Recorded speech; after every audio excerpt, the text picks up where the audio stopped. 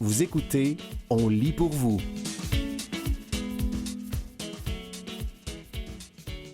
Les vidéos générées par IA mettent-elles notre attention à l'épreuve? Un texte de Virginie Soffer paru le 30 juin 2026 dans Université de Montréal Nouvelles. Chaque jour, des millions de personnes font défiler des vidéos sur TikTok, Instagram Reels ou Facebook Shorts. Certaines montrent des scènes banales du quotidien, d'autres des images spectaculaires ou presque impossibles à croire. Désormais, une part croissante de ces contenus est générée par intelligence artificielle, IA. Et plus les outils deviennent performants, plus il devient difficile de distinguer le vrai du faux. Cette nouvelle réalité soulève une question encore peu étudiée.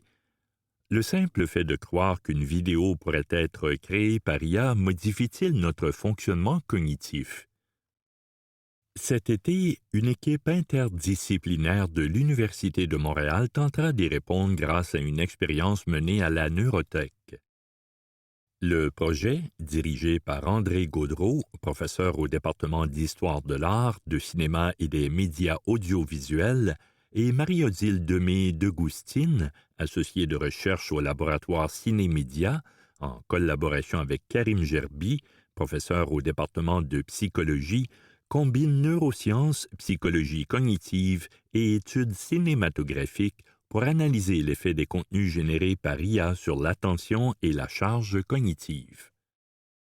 Pour cela, il peut compter sur une équipe intersectorielle rassemblant les auxiliaires de recherche Tanzia Mobarak et William Pedno-Pouliot, affiliés au laboratoire Cinémédia, ainsi que les auxiliaires de recherche du laboratoire de neurosciences cognitives et computationnelles de l'Université de Montréal, Myriam Sarawi et Sina Esmaili. Grâce à des casques d'électroencéphalographie, à l'analyse des mouvements oculaires et à différentes mesures physiologiques, les chercheurs espèrent mieux comprendre ce qui se passe dans notre cerveau lorsque nous regardons des vidéos dont l'authenticité devient incertaine. Plusieurs études laissent supposer que l'exposition répétée à des contenus très brefs et très stimulants pourrait nuire à l'attention soutenue. Changement de notre rapport aux images. Depuis environ 2 ans, il y a une prolifération énorme des outils qui permettent de créer facilement des vidéos et qu'on trouve sur les fils des réseaux sociaux, dit William Pedno-Pouliot. Et ces contenus deviennent de plus en plus photoréalistes, de plus en plus difficiles à détecter, même pour des experts. L'équipe s'est rapidement intéressée à l'effet psychologique de cette transformation. Avant l'arrivée massive de l'IA générative, les utilisateurs pouvaient généralement présumer qu'une vidéo publiée en ligne avait réellement été filmée. Aujourd'hui, cette certitude disparaît progressivement. Nous nous demandions si le fait d'avoir constamment à évaluer si ce qu'on regarde est vrai ou faux pouvait entraîner une surcharge cognitive supplémentaire, résume-t-il. Cette question s'ajoute à un autre phénomène déjà analysé, les effets des vidéos de format court sur l'attention. Plusieurs études laissent supposer que l'exposition répétée à des contenus très brefs et très stimulants pourrait nuire à l'attention soutenue, c'est-à-dire la capacité de maintenir sa concentration sur une longue période. Quand on regarde énormément de vidéos courtes, on s'habitue à des contenus qui captent l'attention très rapidement, explique Marie-Odile Demé-Degoustine. Certaines recherches montrent qu'il devient plus difficile de maintenir son attention sur des contenus plus longs. Les chercheurs veulent maintenant savoir si l'incertitude liée à l'IA amplifie ce phénomène. Une expérience conçue autour de la croyance plutôt que de la détection. Contrairement à plusieurs études sur les hypertrucages ou la désinformation, l'équipe ne cherche pas principalement à savoir si les participants sont capables de reconnaître les vidéos générées par IA. Nous pensons que, dans un futur proche, cette distinction deviendra pratiquement impossible à faire visuellement, affirme Myriam Sarawi. Donc, ce qui nous intéresse surtout, c'est la charge cognitive liée au doute. L'expérience repose ainsi sur une manipulation des croyances des participants. 50 adultes neurotypiques sans troubles diagnostiqués visionneront des séries de vidéos très courtes, de 5 à 15 secondes, analogues à celles qu'on trouve sur les réseaux sociaux. Les participants seront soumis à 4 conditions expérimentales. Dans les 3 premières, toutes les vidéos présentées seront authentiques, mais les consignes changeront. Dans l'une, les participants seront informés que toutes les vidéos sont réelles. Dans une autre, on leur dira qu'elles ont toutes été créées par IA. Dans la troisième, ils seront avertis qu'il pourrait y avoir un mélange de vidéos réelles et de vidéos produites par hypertrucage. Après chaque vidéo, ils devront rapidement donner leur appréciation du contenu en cliquant au choix sur le bouton « J'aime »,« Neutre » ou « Je n'aime pas ». Le but est de voir si la simple croyance qu'il pourrait y avoir de l'IA entraîne une mobilisation supplémentaire de ressources cognitives, précise Marie-Odile Demé de Goustine. La 4e condition servira de tâche de contrôle. Cette fois, les participants verront réellement un mélange de vidéos authentiques et de vidéos générées par IA et devront tenter de déterminer lesquelles sont le fait de l'intelligence artificielle. Les chercheurs pourront ainsi comparer les résultats selon la capacité réelle des participants à détecter la présence de l'IA. Mesurer l'activité du cerveau en temps réel. Pour observer les effets cognitifs du visionnement, l'équipe utilisera plusieurs outils de mesure simultanément. Le principal instrument est un casque d'électroencéphalographie. Cet appareil relève l'activité électrique du cerveau à partir d'électrodes placées sur le cuir chevelu. Le cerveau communique constamment par des signaux électriques transmis entre les neurones, fait remarquer Myriam Sarawi. Les électrodes nous permettent de capter cette activité très faible à la surface du cuir chevelu et de repérer certains processus cognitifs. Les chercheurs s'intéressent particulièrement aux variations de certaines zones cérébrales associées à l'attention, à l'effort mental et au traitement de l'information. Pendant l'expérience, de petits marqueurs numériques synchronisés avec les vidéos permettront d'associer précisément l'activité cérébrale au moment où les participants regardent certains contenus ou prennent une décision. Nous pourrons ainsi comparer ce qui se passe dans différentes conditions expérimentales, note Myriam Sarawi. L'équipe utilisera également un système de suivi oculaire pour analyser les mouvements des yeux pendant le visionnement. Cette technologie permettra de savoir précisément quels éléments de l'image attirent l'attention des participants. Les chercheurs enregistreront aussi certaines réactions émotionnelles à l'aide d'un système de suivi facial capable de déceler des micro-expressions. Enfin, des capteurs mesureront la réponse électrodermale, soit les variations de conductivité de la peau liées à l'activation physiologique. Lorsqu'une personne ressent du stress, de l'incertitude ou certaines émotions, la transpiration microscopique de la peau augmente légèrement, modifiant sa conductivité électrique. Toutes ces données seront combinées afin de produire un tableau détaillé de la charge cognitive associée à chaque condition expérimentale. L'expérience repose sur une manipulation des croyances des participants. Construire une banque de vidéos crédibles. L'un des principaux défis de l'équipe a été la sélection des vidéos utilisées dans l'expérience. Pour éviter les biais, elle avait besoin de contenu réaliste, mais suffisamment ambigu pour susciter le doute. Plus de 700 vidéos ont ainsi été retenues par des étudiantes et étudiants de premier cycle en cinéma et en jeux vidéo recrutés dans plusieurs cours.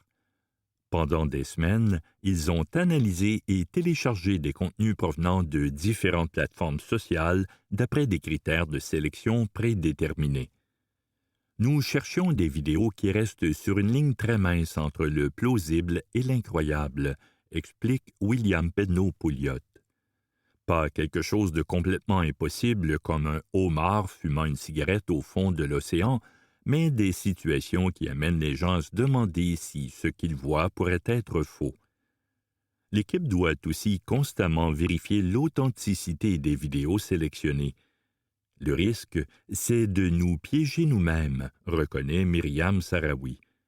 Si une vidéo d'IA se retrouve accidentellement dans un bloc censé contenir seulement des vidéos réelles, cela compromet l'expérience.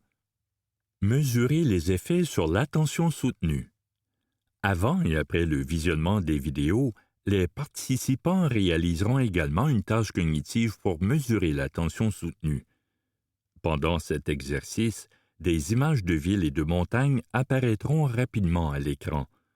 Les participants devront appuyer sur un bouton lorsqu'ils verront une ville, mais ne rien faire lorsqu'il s'agira d'une montagne. Cette tâche nous permettra d'évaluer si le visionnement des vidéos influence ensuite les capacités attentionnelles, indique Myriam Sarawi. Nous voulons voir si certaines conditions entraînent davantage de fatigue cognitive ou de difficultés attentionnelles. Les chercheurs espèrent aussi déterminer si les attitudes personnelles vis-à-vis de l'IA influencent les résultats. Des questionnaires mesureront notamment la perception des participants à l'égard des technologies génératives, leur habileté numérique et leur niveau de confiance quant au contenu médiatique. Un projet pilote pour comprendre les médias de demain.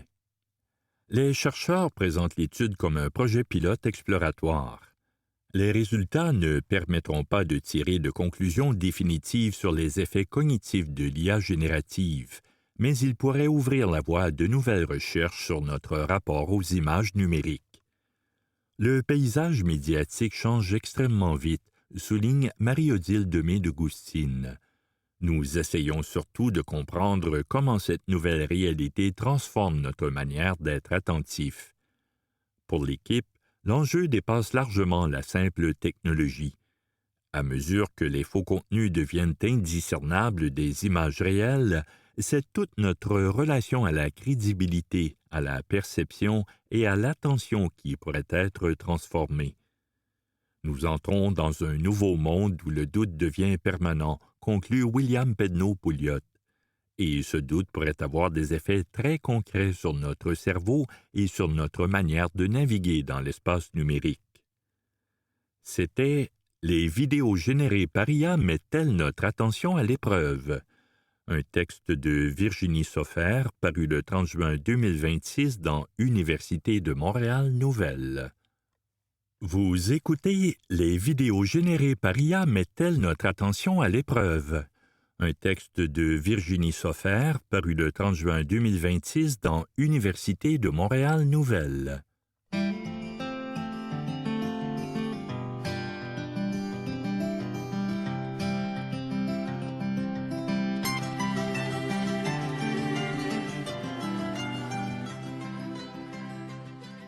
Manger épicé pour se rafraîchir, un texte de la rédaction paru le 25 juin 2021 dans Québec Science. Manger des piments forts, ça brûle. Mais, ironiquement, cela permet de se rafraîchir par un subtil jeu d'illusions de chaleur qui incite le corps à transpirer. On associe les mots épicé et chaud. Sur notre langue, les plats bien piquants nous donnent l'impression que ça brûle. Il serait donc bien illogique de manger épicé pour se rafraîchir, n'est-ce pas? Eh bien non. Déguster les plats mexicains, jamaïcains et thaïlandais les plus relevés peut contribuer à se rafraîchir en pleine canicule. Il faut d'abord savoir que la sensation de brûlure provoquée dans la bouche par les piments forts est une illusion. La capsaïcine, le composé chimique produit par les piments et responsable du piquant, est une molécule qui excite les terminaisons nerveuses qui sont normalement excitées par la chaleur. Même si le plat est froid, ce composé provoque l'envoi d'un faux message de chaleur au cerveau. Il n'est donc pas vrai que manger très pimenté peut brûler les papilles gustatives. La brûlure n'est qu'illusoire. et elle se répand en chaleur dans le reste du corps aussi. Mais pour le cerveau, illusoire ou réel, la réaction est la même. Il faut évacuer cette chaleur. On se met donc à transpirer et la sueur produite, en s'évaporant, emporte de l'énergie thermique avec elle. On se rafraîchit. Mais comme on perd de l'eau, il est important de bien s'hydrater lorsqu'on mange épicé. Mais pour se rafraîchir de cette façon, encore faut-il apprécier la sensation de brûlure, ou au moins la tolérer. Mais ça s'apprend. La réaction au piment fort est régie par un neurotransmetteur appelé substance P, P pour pain, qui signifie douleur en anglais. La substance P peut s'épuiser lentement et prend du temps, plusieurs jours, voire plusieurs semaines, pour être remplacée. Donc, si on mange souvent des aliments piquants, on développera une tolérance à mesure que la capacité à détecter leur présence diminuera. C'était Manger épicé pour se rafraîchir, un texte de la rédaction paru le 25 juin 2021 dans Québec Science.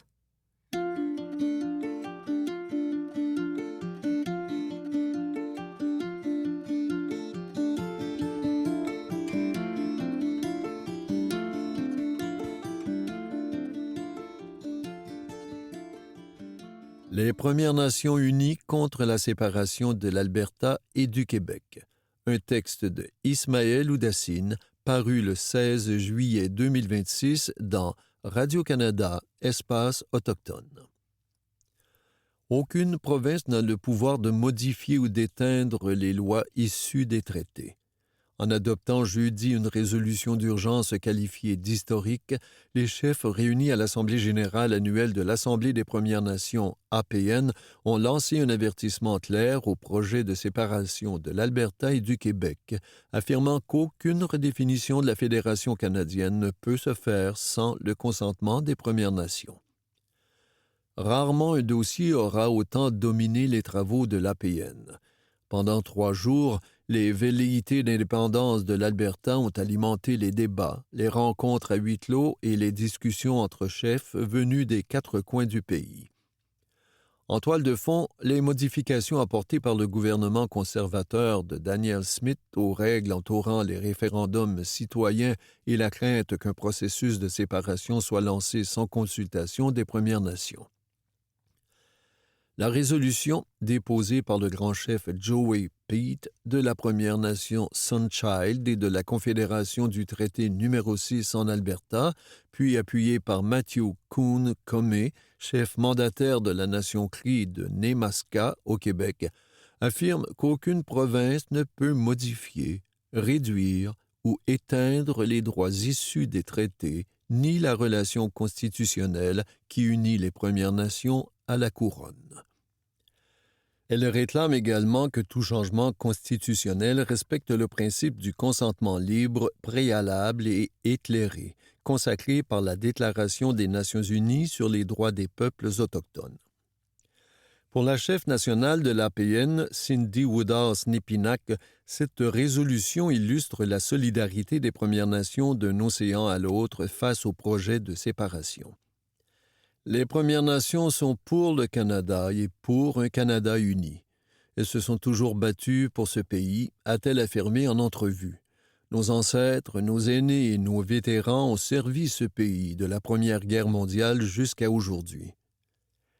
La dirigeante autochtone salue également le rapprochement entre les leaders de l'Alberta et ceux du Québec. Aujourd'hui, les chefs de l'Alberta et du Québec sont unis. Ils se soutiennent mutuellement face à cette situation. Elle lance enfin un avertissement aux partisans de la séparation. Personne ne nous prendra nos terres. C'était vrai hier, c'est vrai aujourd'hui et ce sera encore vrai demain. Ils peuvent pousser autant qu'ils veulent vers la séparation, ils ne partiront avec aucune de nos terres, dit-elle. Interrogée sur l'inclusion du Québec dans la résolution alors que le mouvement séparatiste actuel vise surtout l'Alberta, Cindy Woodhouse-Népinac répond que les chefs de l'Alberta ont besoin de notre appui. Selon elle, c'est l'Assemblée des Premières Nations à son meilleur, des Premières Nations qui se soutiennent lorsqu'elles en ont besoin. Nous n'avons jamais donné notre consentement. Au cœur de cette mobilisation se trouve Joey Pete. D'après le grand chef du traité numéro 6, la question dépasse largement le débat politique sur l'avenir de l'Alberta. Elle touche directement aux obligations constitutionnelles de la province. L'Alberta a le devoir de consulter les Premières Nations. Nous n'avons jamais donné notre consentement libre, préalable et éclairé concernant nos territoires visés par les traités, a-t-il martelé lors d'un entretien accordé en marge de l'Assemblée. Selon lui, le gouvernement provincial aurait dû consulter les Premières Nations avant toute modification législative facilitant la tenue d'un référendum sur la séparation. Malgré la montée du mouvement souverainiste, Joey Pete se dit convaincu qu'une telle démarche ne pourra aboutir. Sans les traités, il n'y aurait pas de constitution canadienne, soutient-il. Il voit dans la résolution adoptée jeudi un important rapport de force politique. Les 634 Premières Nations du pays l'ont appuyé. Nous ne sommes plus seuls. Toute la Fédération des Premières Nations est maintenant derrière nous, dit-il. Il affirme également que les tensions entourant le débat sur la séparation alimentent un climat de racisme grandissant dans sa province. Nos gens ont peur d'aller faire leur épicerie. Ils se font insulter, leurs voitures sont parfois vandalisées. C'est une période très inquiétante. Il reproche aussi à la première ministre Danielle Smith de ne jamais avoir rencontré les dirigeants des Premières Nations signataires des traités. Nous attendons toujours de la rencontrer. Pourtant, elle affirme publiquement qu'elle nous consulte régulièrement. L'expérience du Québec mise à contribution. Si la résolution vise d'abord les initiatives albertaines, elle inclut aussi le Québec. Ce choix n'est pas anodin. Mercredi, les chefs des Premières Nations de l'Alberta et ceux de l'Assemblée des Premières Nations Québec-Labrador, APNQL, ont tenu leur première rencontre officielle.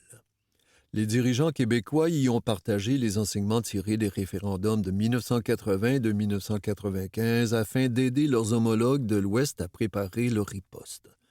Mathieu Kounkam a réaffirmé cette solidarité devant l'Assemblée. Le combat des Premières Nations des traités 6, 7 et 8 est aussi notre combat. Leur lutte est notre lutte, a souligné celui qui était chef national de l'APN de 2000 à 2003. Il a rappelé que les Premières Nations sont des peuples souverains dont les droits sont inhérents et ne dépendent d'aucun gouvernement. Le débat a également donné la parole à des communautés souvent absentes des discussions politiques, notamment les bandes sans réserve. Chef de la Première Nation Papachaz en Alberta, Kevin Bruno a obtenu un amendement afin que ces communautés soient explicitement incluses dans les futures consultations. Même si nous n'avons pas de territoire de réserve, nous demeurons une communauté avec un chef et un conseil. Nous devons être à la table, fait-il valoir. Opposé au projet de séparation de l'Alberta, il rappelle que les terres visées par les traités ne peuvent être entraînées dans un projet indépendantiste. Ils ne peuvent pas emporter les terres avec eux. Elles ne leur appartiennent pas. Les traités, les territoires et les ressources ne peuvent pas être écartés comme si les Premières Nations n'existaient pas. Par cette résolution, les chefs des Premières Nations veulent envoyer un message sans équivoque. Aucune redéfinition du Canada ne pourra se faire sans eux. Leur unité affichée à Ottawa pourrait désormais peser lourd dans le débat politique qui s'annonce en Alberta à l'approche du référendum d'initiative citoyenne envisagé cet automne.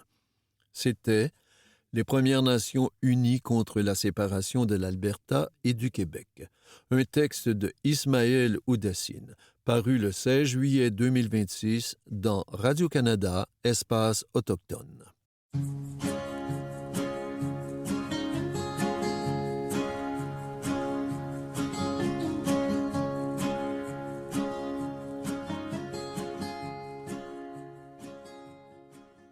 La forteresse à virus de l'île de Reims. Un texte de la rédaction paru le 10 décembre 2021 dans Québec Science. Une prison à haute sécurité pour les virus les plus dangereux. C'est un peu à ça que ressemble l'Institut de virologie de l'île de Reims, en Allemagne. 1 kilomètre de long, 300 mètres de large. Pas grand pour une île, mais bien assez pour confiner et étudier certains des virus les plus dangereux de la planète. Sur la toute petite île de Reims, en Allemagne, se trouve un institut bien particulier. Les chercheurs y étudient des virus d'origine animale capables de se transmettre à l'homme, les zoonoses. L'Institut Friedrich Loeffler, fondé en 1910, fait partie d'une cinquantaine de laboratoires à posséder un niveau 4 de sécurité biologique, soit le plus élevé qui soit. Et pour cause, on étudie là-bas des agents pathogènes, virus, bactéries, qui se transmettent par aérosol, pour lesquels il n'existe aucun vaccin ou traitement efficace et dont le taux de mortalité est important en cas d'infection. Dans cet Alcatraz du virus, on retrouve des détenus tristement célèbres comme le virus Ebola, le virus de la rage ou plus récemment, le SARS-CoV-2, à l'origine de la COVID-19. Là-bas, toutes les précautions sont prises pour éviter l'évasion des détenus microscopiques. Les mesures de sécurité sont dignes du cinéma. D'abord, on aboutit à cet endroit par une route qui passe sur une digue au-dessus de la mer Baltique. L'île peut rapidement être isolée en cas d'accident biologique. Sur place, seule une dizaine de scientifiques sont autorisés à accéder aux installations de niveau 4. Pour eux, c'est douche obligatoire à l'arrivée, douche obligatoire à la sortie et combinaison étanche à l'intérieur. Dans toutes les zones de niveau 4, la pression atmosphérique est négative par rapport à l'extérieur, de manière à créer un appel d'air naturel vers l'intérieur. On s'assure ainsi de garder tout pathogène en dedans en cas d'accident. Et l'air qui ressort passe 2 fois par un système de filtration à particules avant d'arriver à l'extérieur. Même les eaux usées, d'abord stérilisées, sont traitées sur place. L'Institut, qui compte 450 employés, est l'un des 3 laboratoires de niveau 4 au monde à posséder des installations pour effectuer des tests à grande échelle sur de gros animaux comme les sangliers ou les vaches. Le second se situe en Australie et le 3e, ici, au Canada, chez nos voisins du Manitoba. L'expression « séjour sur une île » prend un tout autre sens. C'était La forteresse à virus de l'île de Reims, un texte de la rédaction paru le 10 décembre 2021 dans Québec Science.